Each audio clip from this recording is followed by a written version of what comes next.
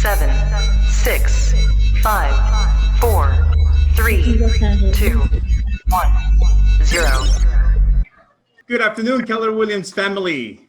I'm so glad to see you all connected. This is JC Garcia. I'm the team leader for the Weston Market Center, and I'll be hosting this business meeting. I'm so glad to see you all. This time around, we're going to do a little differently, just because of the guest that we have. He has given us the opportunity to share some of his insights, but he couldn't do it at a specific time that we wanted because he's going to be with Gary Keller in a different session. So we're going to have it in the beginning. And just to let you know, his name is Jason Abrams, and I'm going to give you some specific information for those of you who maybe you don't know who he is. Jason Abrams is the Vice President of Agent Experience for Keller Williams Realty International. He brings more than 17 years of experience with Keller Williams in his current role. He used to be a mega agent, and he's also the co-founder of Matrix Coaching and Training, which is the industry-leading training company with an exclusive focus on the team building and technology strategies and tactics that keep real estate agents at the center of a transaction.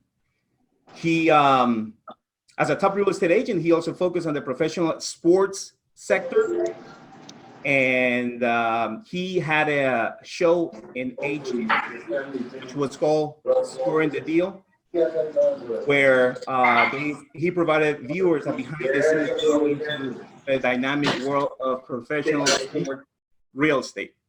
So before I bring Jason to line, I'm going to show you a quick video that talks a little more about his background. And he's also a person that he keeps it real. He has a great sense of humor, and you're going to see it at the end. So just give me a couple of minutes, and then we'll bring him in.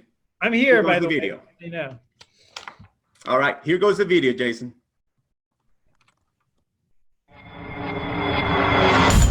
My name is Jason Abrams. Meet the Jerry Maguire of real estate. My team and I match the world's greatest professional athletes with the world's top properties. Big plays mean big money, and big money means big deals.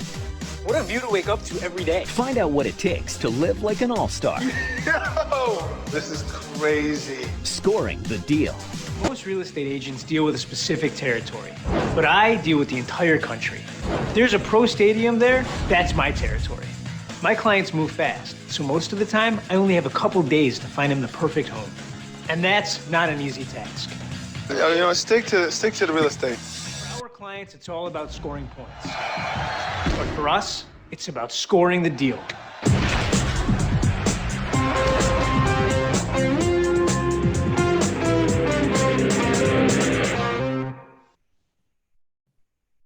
All right.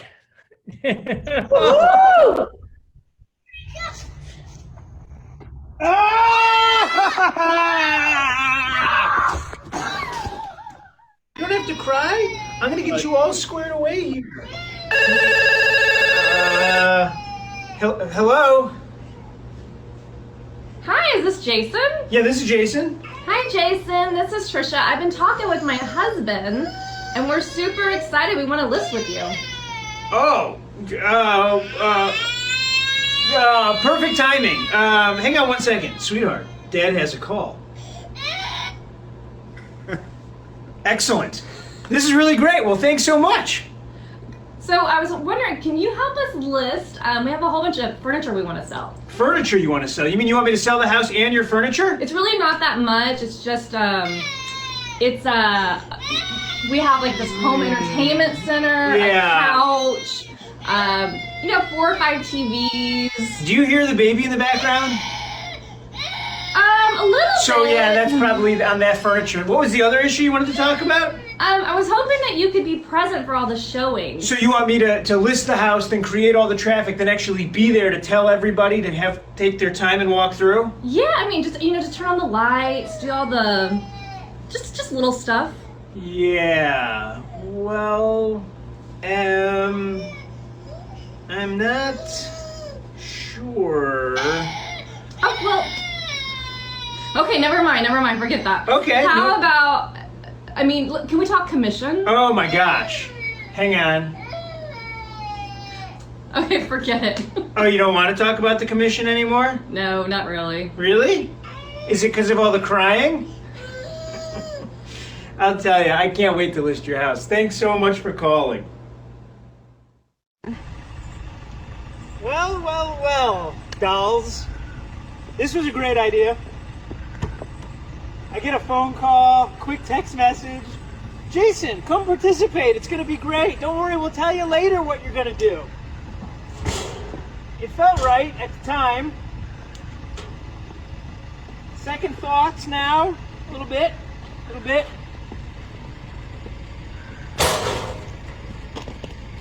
Oh.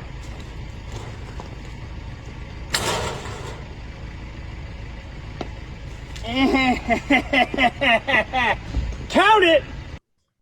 All right, family, without any further ado, here is the one and only Jason Abrams. Welcome to the video, Jason. So good. Hey, everybody, thank you guys so much for having me. If you don't know, that the whole high heels thing and the whole baby crying thing, that was all part of a challenge. We have a Facebook group called the Pivot Shift Facebook group, and it's industry facing. So we started it about 9 weeks ago, and we were doing book reports on the book Shift. We now have about 74,000 agents in it. So if you're not in it, please go join it, because we're about to start the new book that we're reading, which is Grit. And Jay Papasan is going to host it. It's awesome. Every week, there's a new co-host in that group. This week, it was a group called the 5 Dolls. Those are really, really powerful, fierce businesswomen from KW. And they challenged a bunch of us guys. Now, we didn't know what the challenges were when we all said, sure, we'll support you. And so that morning I woke up and it said, put on a pair of high heels and install a for sale sign. These are the kind of shenanigans that are happening. So if you're not in that group, please join that group. It's a cool one.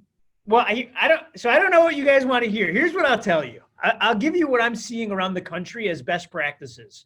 And I'm gonna give it to you, and some of them you'll probably like, and others you may not. But this is what I'm seeing at scale. First of all, I'm noticing that whenever a city or a state opens up, there's an absolute rush of buyers into the marketplace. This rush lasts for like 10 to 23 days. I know that sounds random, but that's the number that we're seeing. And then you start to see things slow down, mainly because there's not enough listing inventory to keep up with buyer demand. This is to say that like the market is kind of this bow that gets pulled back really hard. And in that bow is all this energy. And this energy is comprised of all the people that wanted to move prior to COVID. Like they still want to move.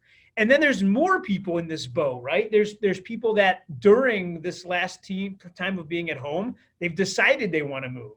Because whatever you like about your house, you still like, but whatever you don't like, you really don't like. And they want to move. And then there's going to be an uptick in the birth rates in 9 months from now. Just like, spoiler alert, there's going to be a bunch of kids named COVID running around. That just happens whenever you put people at home and they keep them there for a long period of time. And then there's going to be another group of people, and you're going to see the divorce rate go up. And that's really sad, but that's just what happens when people are at home for a long period of time. And all of those people are in the bow. And then you're going to have some small business owners, and this is really sad, but they're going to go out of business. Like, I know that sucks, and I know the federal government wants to save everybody, but that's just not realistic. There's some people that are going to go out of business, and because of that, they're going to need to right size or downsize, and they're in this bow. And then there's other people, and they're like in the right place at the right time, and they make hand sanitizer, and like they're going to want like a mansion to go with it, like, and they're going to want to upsize. And so real estate agents don't get to choose. We don't just get to help people find real estate when good things happen. We help people find real estate no matter what happens. And this is the saddest thing, but there's also going to be a group of people that need to move because they've lost family members due to this illness. And you know what? They're going to need to move too. And all of this energy is in this bow. And we went into this thing not having enough listings. And so what do you think happens as soon as it opens is you get this flood. And this is what we have to talk about, because you want to make sure that you're there to give your customers the best support if and when they want to actually start moving. I was doing a call this morning with a friend of mine in the UK. And in the UK, they got 1 day's notice. They said the entire real estate business in the UK is closed tomorrow, meaning you can't show homes, you can't write contracts. Those companies got hundreds and hundreds and hundreds of phone calls during the next 24-hour period for people that wanted to get in on something prior to a lockdown because no one knows how long it's going to end. Here's the thing, you guys, we're further ahead than all that. In the absence of going out and getting market share, I think you have to go out and get mind share. Meaning you have to be giving the presidential address to your people right now. If you're not, I think you're making a huge mistake. And what I mean by that is they're watching the news because they're at home and they're watching a lot of it. And regardless of what your political stance is, here's the thing. I promise you there's a 24-hour news station right now that makes you sick. Regardless of which political side you're on, you can find someone that offends you right now because it's kind of entertainment. And all of them, regardless of their stance, they're all for profit. But the problem with that is the news then sells when it's bad, meaning your customers are hearing words like recession and depression all day right now. And when they do that, they tie it in their mind to something that they know. And they say, oh my gosh, I remember, I know what recession means. It means that the values go down 60%, everything gets foreclosed on, and someone steals my air conditioning condenser. But that's not actually what recession means. But they convince themselves that's the next step. But you guys, we're actually seeing values starting to go up and values are holding. But if you don't call your people and tell them that and make it about them, they start to get anxiety because right now there's so much they can't control. Like no one can control the wild ride the stock markets are on. Heck, a lot of us don't even know if our kids are going back to school in the fall. Like there's so much out of our control. Real estate agents can be first responders in our own way. You think about nurses and firefighters and police officers and soldiers. They end up coming in during an emergency when someone needs them. What I'm telling you right now is there's an emergency, guys. There's an emergency of the mind happening right now with the people in your data bank. They don't know what's going on. They're under massive amounts of stress. That stress leads to reduced immune systems. Like you have to get out in front and tell them, hey, like, I know you got a million things to worry about, but real estate isn't one of them. Let me tell you what's going on in your neighborhood. Break script. You got to make that phone call right now because we've never seen a time when the residential real estate business has come to a stop. This was the first time, which means we've also never seen a time where it starts again, meaning you guys are literally writing history right now. If you fail to connect with your consumer and give them the presidential address that matters in their life, then you're not actually acting as a fiduciary. So step number one, I beg you, please call every single person in your data bank and make a deposit into that data bank, which is helping them feel better. Look, there's a fundamental truth that people do business with people they like, period. There's no technology that's going to change that as far as I'm concerned. They only like you, though, when they know you care about them. This is that moment to show it. So that's step number one. Step number two, you got to cut your expenses immediately. Not because you can't afford your stuff. I get it. You're all rich. I got that. You cut your expenses so that you have more money to invest. That's why you cut your expenses. Because on the back end of every recession or depression or whatever this is, there's amazing investment opportunity. Have you ever heard the saying, you're about to live through the greatest transfer of wealth of your lifetime? People say that to me all the time, but it always seems to skip my house. Like, I don't know where all that wealth gets transferred to, but it ain't over here. And you know why? It's because we don't put ourselves in the position to get it. And so here's how you do it. Number one, you cut your expenses. Here's how you do it. You list out all your household expenses, put them in a list. Then list out all your business expenses, put those in a list. Then you start dropping them into one of three buckets. Bucket number one, I need it. I absolutely cannot live without it. This is your MLS dues. This is your mortgage payment. This is the stuff you have to maintain continuity of life. Bucket number two, these are the things that you prefer to have because they make your life easier, but you could live without. And here's the thing about bucket number two. That's where like your third-party CRM goes. That's where like all that stuff goes. You got to make sure you're squeezing every ounce of value out of everything in bucket number 2. Meaning if you're going to spend your money on it, you better be getting a return and you better get the most out of it. Bucket number 3, that's just stuff you have because you're rich. And compared to the rest of the world, we're all rich. So you don't get to be like, not me. Yes, you too.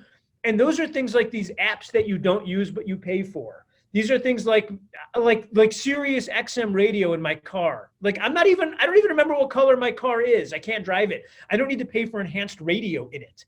These are things like the Peloton for me. Like I didn't ride it when the market was good. I didn't mind paying for it. I'm not going to pay for it now that I'm going broke. I'm not going to do that. Like I'm going to keep all of that cash. Once you go through that, now you have more money on a monthly basis. Now the question is, how do you invest it? Here's how I think you invest it. Number 1, people. You got to look up right now and realize there's 36 million people that had a job 10 weeks ago that don't have one today. That means that like there's the greatest return is bringing the right person into your life. Look, you guys, your competitors are laying off people left and right. Compass laid off 15% of their workforce. Redfin laid off 41%. Heck, Realtor.com laid off 100 people last week. You don't think there's amazing real estate talent walking the street right now that you can hire? You're coming out of one of the hardest hiring markets the world ever knew, and now you've went into one where everyone would take a job. But I know what you're thinking. You're thinking, I'm not making a hire right now. I really don't know what's going to happen in the market. That's fear.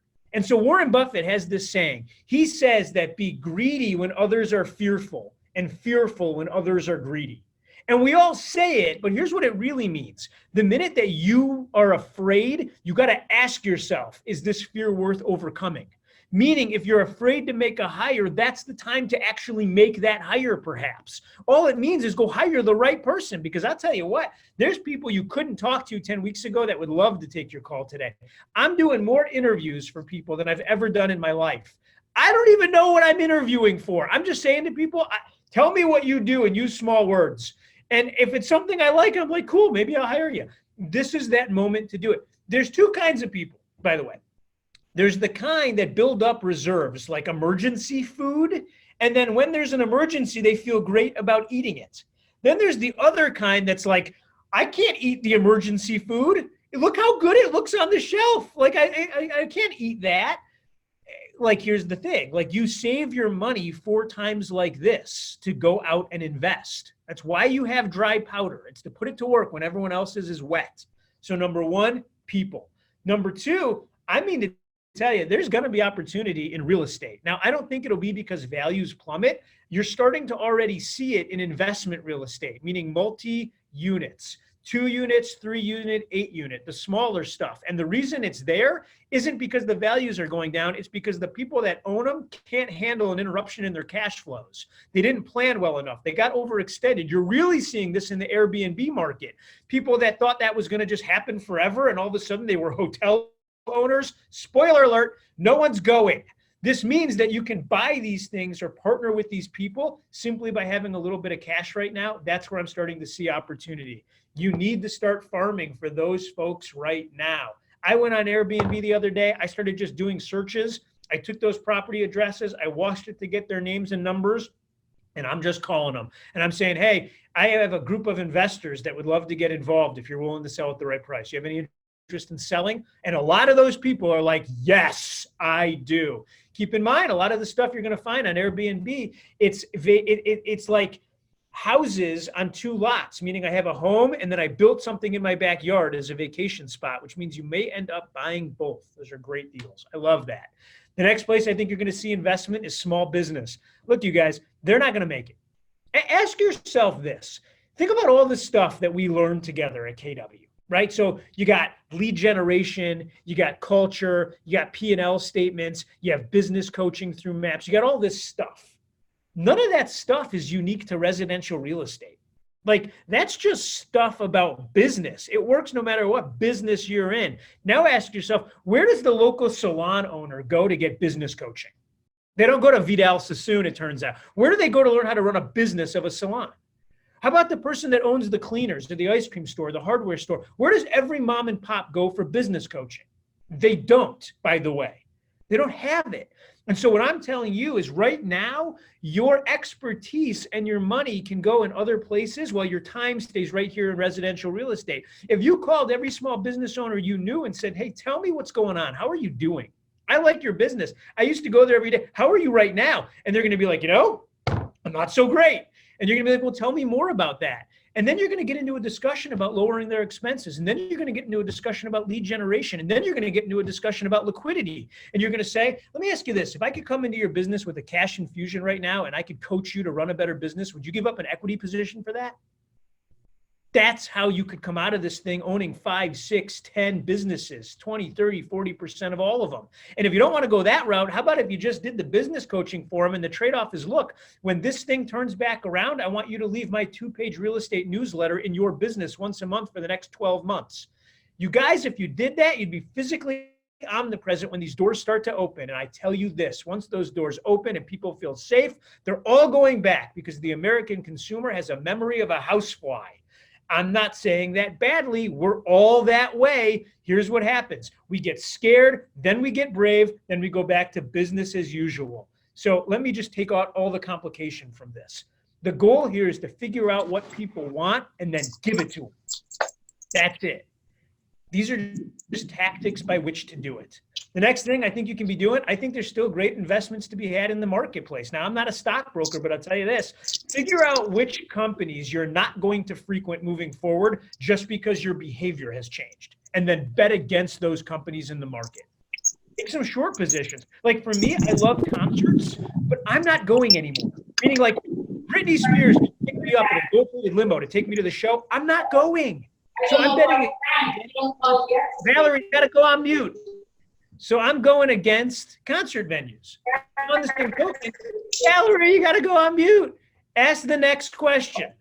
The next question is, which companies are my 7, 8, and 9-year-old gonna love in 10 years?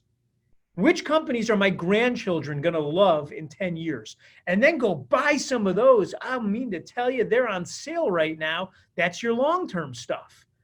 And again, you guys, the greatest return you're ever going to get is on a person, and the greatest return is in the business you have right now, which is your data bank. You have to make deposits into the data bank to ever make withdrawals. Deposits are anytime someone in your data bank likes you more today than they did yesterday. Here's the truth. People do business with people they like. Period. There's no algorithm for it. It's not changing anytime soon. It's a fundamental truth. And here's the thing. If no one likes you, it's going to be hard in a people-to-people, face-to-face, knuckle-to-knuckle, belly-to-belly business. And there's no system and model to get around it. And I know that sounds really harsh, but here's the thing. People do like you. But if you run around trying to copy someone else's system of getting them to, you're going to fail. Like you have an authentic self that's likable to certain people. Just go find more of those people. They're going to like you. And judge the day, not by the number of contacts you make, but by the quality of said contacts. Meaning if tomorrow you can wake up and say, one person likes me more today than yesterday, you're probably going to be okay. If you do that over time, if 5 people can say that about you, you're going to be a capper. And if 50 people can say that about you or the people on your team, you're going to be a mega agent. It's just going to take 2 or 3 years to build. And it's just that simple. The technology that we're building isn't designed to replace you. It's designed to magnify your superpowers of likability. Because when you ask a consumer, what is likable to you in real estate, here's what they say. I want real estate information, good information. And I want a realtor, a fiduciary to be there when I need them. So make it really simple. At the very minimum, have the monthly neighborhood nurture going out via command. And if you said, somebody said to me the other day, they said, I really want to do that, but the neighborhoods aren't perfect. And I was like, awesome. Everyone on this call, raise your hand if you think the Zestimate is. Oh, really? No hands? Weird. Because the consumer really seems to like it. No one's looking for perfection. They're just looking to be closer to understanding. When you can make them feel smarter about property in one form or another, and feeling smarter means voyeurism. If you can make them feel smarter, they move closer to you emotionally. Ask yourself, if I did that once a month on real estate, what else would I have to do once a month to get them to like me as a human? And maybe that means you raise your profile in Facebook. Maybe that means you make a personal phone call every month. Maybe that means some automated text messages that appear to be one-to-one. Maybe that means that you simply call and ask them how they are. Use the Adele script. Hello, how are you? That's it. It's the whole script. It only works during a pandemic. I wrote it myself. It's perfect right now because all you have to do is be human right now and you win. You know why? Because the 80% of the realtors out there aren't working. Like I'm talking to top agents all over the country and they're all having record months. And you know what? It isn't because they're doing anything different. It's that if you were playing a football game and you removed 80% of the defense, you'd score more often. That's what's happening. Your competitors are sitting at home right now. You know what? That's where they belong. And you know why? Because most of your competitors, their businesses are built on a strike price or a stock price or one business widget. Keller Williams, y'all are built on something totally different. You guys are built on a culture, God, family, and business. That's why in a crisis you thrive. It's because God and family show up when business stops. That's why every time there's a crisis, that's why when there's a flood, when there's an earthquake, you're first. Any company could be first, but they're not, because that's not what they're built on. That's why real estate agents as first responders is a real thing. You think about nurses and firefighters and police officers, and they're the best of us, and we honor them. And you know what? You don't go to one of them until you're in crisis. The real first responder, that's the one that helps people stay out of crisis. That's when you call your people and you lower their anxiety level and you educate them, or you're a voice to talk to, you ask them what they need. And all of a sudden you lower their cortisol levels and you lower their anxiety and their immune system gets a boost because of it. Real estate agents are the only group that contact people at scale for no other reason than to make them feel good. That's as first responder as it gets. And by the way, if that was to go away, like if we just didn't rise to the occasion tomorrow, but keep in mind, a month ago, you would call that lead generation. That's making your calls. It's not called that right now. It's just called love right now. It's how we love people. It's how we do it. And if we do enough of it, it leads to more business. If you don't do it, you know what happens? Then the world actually believes that getting a Manafort tour is better than walking through a house. And that's total BS. No one buys a house without knowing how it smells. I don't care what your virtual tour looks like. That's not to say it isn't important to have them, but guys, if you replace the humanity with technology, where do you think realtors end up 10 years from now? That's just what your competition wants. The third-party companies that truly want to remove you from the transaction, I will meet them at the gates any day, because I am yet to see a world without realtors that's somehow better for the consumer. And it really pisses me off that they try to pump the idea that it is somehow. Main Street dealing directly with Wall Street. Not going to let it happen, you guys. Since 1891, you've protected the consumer. That's why 26% of all the equity in this country is tied up in people's houses. How do you think that money got there? It got there because you guys have stood side by side with the consumer and you've demanded it there. You forced them to get the most for their house when they're selling. You forced them to get the best deal when they're buying, and you've kept the equity in their home. And if all of that should go away, what happens to the American dream, which I believe is still a real thing 30 years from now? You want to look back and say it died on your watch? It won't die on mine. I'm begging you guys. The way you join the fight is to call every single person you care about and then talk to them about anything. And if you did it long enough, at some point it would end up being about real estate, because real estate is life. It's the backdrop of our lives. Think about your homes and the part that they play in your mission. It's the same kitchen that you cry in, that you have joy in. That's why it's so unique and it's so human. We don't meet people in boardrooms. We meet them in living rooms. That's really unique to our industry. That's why nobody else understands it. That's why every 20 years, when some corporate raider from Wall Street decides to come in and try to displace us, they leave with their tail between their legs, because they don't get that the technology is half of it and the humanity is the other half. And this is that moment. And here's what I'll tell you. Everything I just said is going to mean a lot less to you as soon as we end this Zoom call. I know that, because the whirlwind of life is going to start, and your homes have been turned into a schoolhouse and a church house and all this stuff. And I get all that. But here's the thing. If it means less and less to you, how do you think it feels to the consumer? Meaning, if you only show up when there's a house to be sold and they're only moving every 7 to 10 years, do you really think they think we care about them? This is the problem that we have. This is what the technology is attempting to solve, which is how do I magnify my power of likability and caring about people to more humans more often? How do I get more human more often to more people? That's the focusing question. And the only way to do it right now, and if you own a team or if you own a business, hear this really clear. This was the best advice I got in 2007.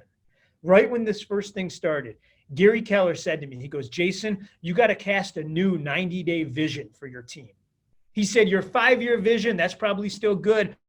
Your 1-year vision, that might happen, but no one knows what's going to happen the next 90 days. And by the way, anyone that tells you that they do is lying. You got to set a 90-day vision, step 1. Step 2, you got to meet with each person on your team or in your world and then get them to buy into that vision as a group, because where we go one, we go all. Step 3, you got to meet with each person individually and get them to agree that if we have a new vision, we're going to have new tasks, and they have to agree to a new chore list. It's the only way to accomplish a new vision. Step 4, you got to do a new 30, 60, 90 with all the people in your life that work with you. And that 30, 60, 90 is not just for new hires. It's for anyone when we make a change like this. And all that means is the top 20% 30 days, the top 20% 60 days, the top 20% 90 days. Give me the things that have to happen. Yeah, there's going to be other stuff that needs to happen, but give me the stuff that has to happen. I'm going to track that. That's the last step. And by the way, if you're not running a team and you don't think I'm talking to you, but you are running a family, please take this home and cast a 90-day vision for your family, you guys. If you don't, then what's going to happen is y'all are going to survive this, but you're not going to thrive through it.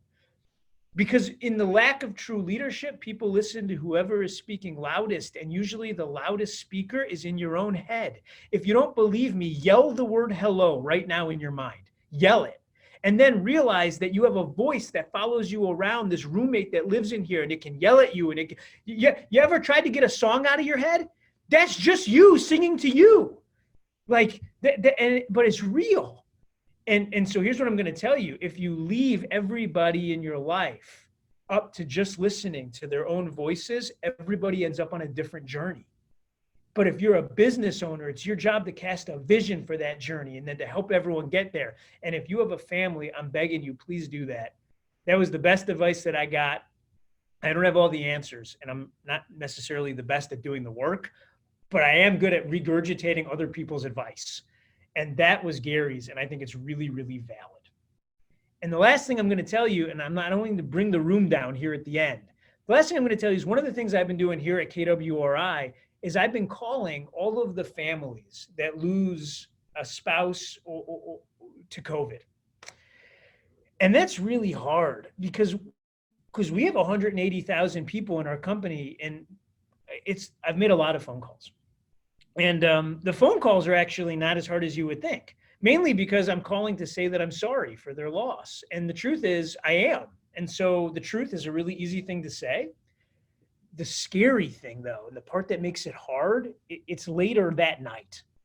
Like when I get into bed and then I realize that I never would have called that person had they not lost their spouse. You hear that for a second? Like, I wouldn't have made that call if this terrible thing wouldn't have happened. But that person's part of my KW family and yours. And I'm never going to be able to call those people ever again. And I think about that a lot. And so here's what I want to tell you. You don't know who in your data bank could get sick. And you don't know who you might not be able to call. And so I would just urge you that tomorrow, when the last thing you feel like doing is getting up and making phone calls, do it like that. And all of a sudden it becomes kind of a holy quest to connect with people and be a first responder. And I think it's a quest worth going on. So anyway, that's all I got for you guys. Wow. Thank you so much, Jason. So much wisdom, man, in everything you share. And well, I get the benefit of none of that's mine. I get the benefit of talking to people all day long who would never take my call if I wasn't the VP of industry at KW. And so I get the best practices from people much smarter than I am. So I guess I'm glad that you're a good listener, because then you can share that with us. So thank you so much. I know that right now you have a meeting with Gary Keller.